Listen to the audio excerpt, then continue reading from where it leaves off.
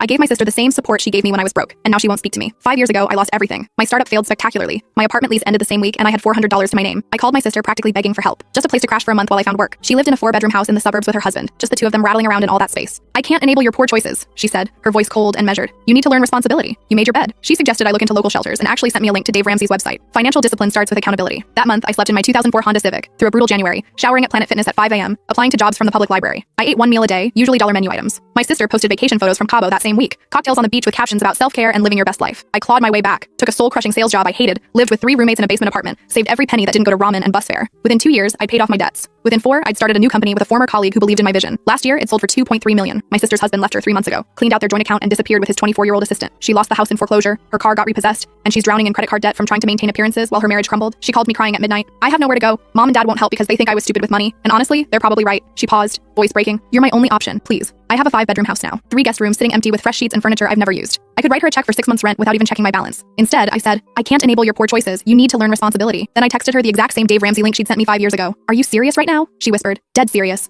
I learned so much sleeping in my Honda. Character building, really. You'll thank me later. The line went completely quiet for 10 seconds. I can't believe you're doing this to me. I'm your sister. Neither could I said calmly. But here we are. She hung up. Then came the texts. Novels about family loyalty and forgiveness and how I'm different because I actually have money now. How she was just protecting her marriage back then, and her husband had opinions about freeloading relatives. How cruel I'm being when she's at her absolute lowest point. I haven't responded to a single message. Last week, Mom called. Your sister's living in an extended stay motel on Route 9. This is getting serious. You have the means to help her and you're choosing not to. So do you, I replied. That's not the point, Mom snapped. You're being vindictive and petty. I'm being consistent, I said. She taught me that family doesn't owe you anything when times get hard. I'm just honoring her philosophy. This morning, my sister showed up at my house unannounced. She looked terrible. Dark circles, unwashed hair, wearing the same jacket I'd seen in her desperate selfies for days. My security camera caught her sitting in her beater car for 20 minutes, clearly gathering courage, before finally walking to my door. When I answered, she wasn't crying. She was angry. You know what the worst part is? She said, voice shaking. I waited. The worst part is that I would have done the exact same thing if our positions were reversed today. 5 years later, I still wouldn't let you stay with me, even knowing what you went through, even seeing how you survived it. That caught me off guard. So why are you here? I asked. Because I needed to tell you that you were right. She laughed. But it was hollow. I was cruel. I was selfish. I told myself I was teaching you a lesson, but really I just didn't want my life inconvenienced. Trevor said you were a loser, and I agreed because it was easier than defending you. Trevor. Her ex-husband's name tasted bitter just hearing it. And now I'm living in a roach-infested room that costs $89 a night, and I can only afford it for another week. I'm applying to jobs I'm overqualified for, and getting rejected because I've been out of work for 3 years. I eat ramen for dinner. Real ramen, not the trendy restaurant kind I used to Instagram. She pulled out her phone and showed me a photo. A dim room with water-stained walls, a bed that sagged in the middle, and a tiny microwave on a dresser. I shower at the truck stop down the road because the motel shower has black mold. I do my makeup in a bathroom that smells like diesel and urinal cakes. And every single day, I think about that month you spent in your car. I stayed silent. I used to drive past homeless people and think they must have made terrible decisions. That if they just worked harder, been smarter, been more responsible, they wouldn't be there. And now I'm 2 weeks away from being one of them. So you want my pity? No, she met my eyes. I want you to know that you don't owe me anything. You don't owe me forgiveness. You don't owe me money or a place to stay or even this conversation. I came here to tell you that I finally understand what I did to you, and I'm sorry. She turned to leave. Wait, I said. She stopped but didn't turn around. Do you actually understand? Or are you just saying what you think I want to hear? She turned back and her eyes were wet, but her voice was steady. I understand that when you called me that night 5 years ago,